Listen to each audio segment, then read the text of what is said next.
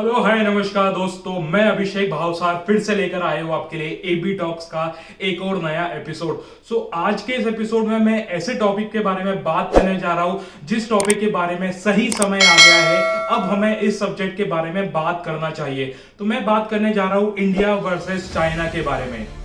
मेरे यारों, काफी सारी न्यूज में बताया जा रहा है कि चाइना क्या कर रहा है, लद्दाख और अरुणाचल प्रदेश की बाउंड्री पर अपनी आर्मी बेस सेटअप कर रहा है। जहां एक तरफ इंडिया और बाकी सभी देश कोरोना आउटबर्स्ट से काफी परेशान है, इकोनॉमिकली इंडिया काफी सफर कर रहा है, वहीं दूसरी तरफ चाइना तैयारी कर रहा है वॉर की। चाइना के प्रेसिडेंट जिनपिंग ने ऑलरेडी बोल दिया है अपनी आर्मी को कि वो वॉर के लिए रेडी रहे।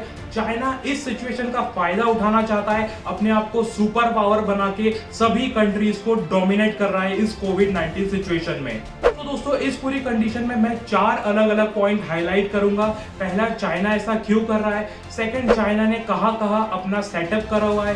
थर्ड, इंडिया किस तरह से वर्क कर सकता है। और फोर्थ, एक भारतीय होने के नाते हम कैसे हमारा देश बचा सकते हैं इस पूरी कंडीशन से।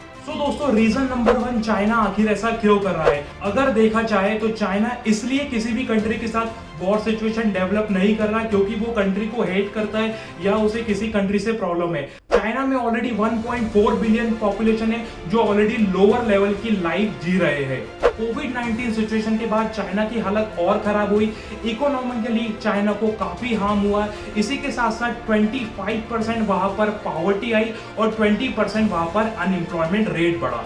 इस पूरी सिचुएशन में देखा जाए तो अब वहां के लोग क्या चाहते हैं कि गवर्नमेंट से जवाब मांग रहे हैं, लोग अपने राइट्स के लिए, अपने अधिकारों की बात कर रहे हैं, जिससे चाइना डर रहा है। चाइना गवर्नमेंट नहीं चाहती कि वहां की पॉपुलेशन किसी भी तरह से उसके सामने आवाज उठाए।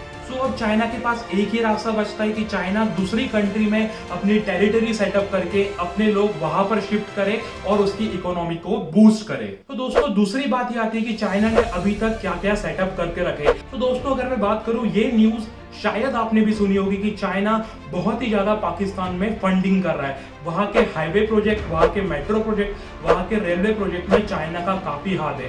तो दोस्तों, ऐसी एक सिचुएशन चाइना ने श्रीलंका के साथ भी करी है। श्रीलंका को चाइना ने फंड किया है पोर्ट बनाने के लिए। श्रीलंका ने इस हिसाब से वहां से फंडिंग ली कि उसे पोर्ट बनाएगा तो फायदा होगा, बंदरगाह बनेगा तो फायदा होगा, बिजनेस आएगा, पर बिजनेस हुआ नहीं। इसी तरह से चाइना क्या करता है कि छोटी छोटी कंट्रीज को फंड देता है बिजनेस के नाम पर। बिजनेस अगर वहां पर नहीं चलता है तो चाइना बोलता है कि कोई बात नहीं, आप मुझे पैसे मत दीजिए, मुझे ऑपरेशन हैंडल करने दीजिए। यह चाइना का पूरा सिस्टमेटिक प्लान होता है वहां टेरिटरी सेट करने का। जिस तरह के बिजनेस डेवलपमेंट के लिए चाइना ने फंडिंग श्रीलंका और पाकिस्तान को की, उसी तरह की फंडिंग बाकी अलग अलग कंट्रीज जैसे कि नेपाल, मालदीव्स, म्यांमार और साउथ अफ्रीका में भी की है।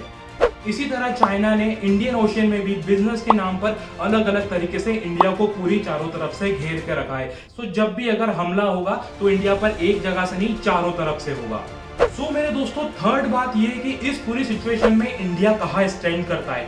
कोविड-19 सिचुएशन के कारण ऑलरेडी 3 मंथ इंडिया में पूरा बिजनेस बंद रहा। इंडिया इकोनॉमिकली अभी भी सफर कर रहा है और आने वाले कुछ साल अभी इंडिया को इकोनॉमिकली स्टेबल होने में लगने वाले। इस पूरी सिचुएशन का सही फायदा उठा रहा है चाइना, जो हमला कर रहा है इकोनॉमिकली इंडिया पर। चाइना एक तरफ से लद्दाख, अरुणाचल प्रदेश और सिक्किम के आसपास अपनी आर्मी सेट करके एक तरह का प्रेशर क्रिएट कर रहा है इंडिया पे। वही इंडिया के पास अभी बहुत ही कम चांसेस है कि वो चाइना से लड़ सके या इस इकोनॉमिकली सफर कंडीशन में चाइना को जवाब दे पाए।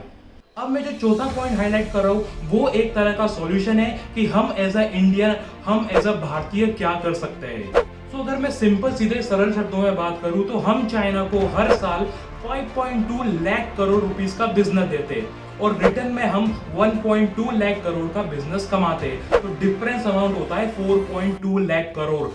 हर साल हम 4.2 लाख करोड़ का बिजनेस देते हैं चाइना को, जिस कारण चाइना क्या करता है, हमसे कमाकर वहां की एक आर्मी को पैसा देता है। तो यार, ये तो इस तरह की बात हो गई कि हमसे पैसा लेकर हम ही पे हमला करना, हम ही पे गोली चलाना। तो अब ये बात उठती है कि हम एज अ इंडियन क्या कर सकते हैं इस पूरी सिचुएशन को टैकल करने के लिए। Boycott Chinese product. अगर दोस्तों हम सभी मिलकर चाइनीज प्रोडक्ट को बॉयकॉट करेंगे, उनको लड़कर नहीं, गोली से नहीं, अपने वॉलेट पावर से हराएंगे, तो चाइना को सोचना पड़ेगा ये सभी हमले करने से पहले। दोस्तों, अगर हम धीरे धीरे चाइनीज प्रोडक्ट को बॉयकॉट करेंगे तो चाइना भी इकोनॉमिकली सफर करेगा उसे शायद समझ में आएगा कि वो गलत कर रहा है बाकी कंट्रीज के साथ और वो पीस को लेकर बातचीत करने के लिए रेडी होगा। तो बायकॉट चाइनीज प्रोडक्ट का सिंपल सा फंडा है कि आपको एक हफ्ते में सारे सॉफ्टवेयर, सारे ऐप को हटाना है और 1 साल के अंदर सारे हार्डवेयर जो हम यूज करते हैं उसको अपनी लाइफ में धीरे धीरे खत्म करना है। इस पूरे बॉयकॉट का मतलब ये नहीं कि अगर अभी आप कोई से चाइनीज प्रोडक्ट यूज कर रहे हैं तो आप उसे फेंक दें, नहीं,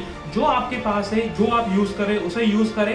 कोशिश करें कि अब से आप कोई भी चाइनीज प्रोडक्ट या ऐसे प्रोडक्ट जिसमें चाइनीज कंपोनेंट यूज होते वो नहीं खरीदेंगे।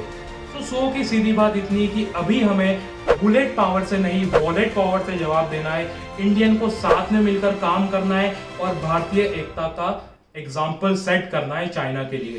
तो दोस्तों आपको ये भी नहीं सोचना चाहिए कि हम क्यों बॉयकॉट करें, गवर्नमेंट को बॉयकॉट करना चाहिए। दोस्तों हम है तो गवर्नमेंट है, गवर्नमेंट भी अपनी तरह से FDI लागू कर रही है, अलग अलग रूल्स बना रही है, पर अगर प्रोडक्ट हम ही नहीं खरीदेंगे तो इंडिया में आने बंद हो जाएंगे और ऑटोमेटिक चाइनीज प्रोडक्ट पूरी तरह से इंडिया में खत्म हो जाएंगे। तो ये था मेरी तरफ से छोटा सा वीडियो ये बताने के लिए कि कंडीशन बहुत ही रफ है, कंडीशन बहुत ही टफ है। हम कैसे हेल्प कर सकते हैं हमारे इंडिया को अब इंडियंस की जरूरत है। अगर वीडियो और मेरी बातें थोड़ी सी भी आपको अच्छी लगी है तो प्लीज इसको शेयर करना मत भूलना। मैं अभिषेक आपको मिलूंगा ऐसे ही किसी वीडियो में, तब तक के लिए bye bye, thank you for watching, जय हिंद।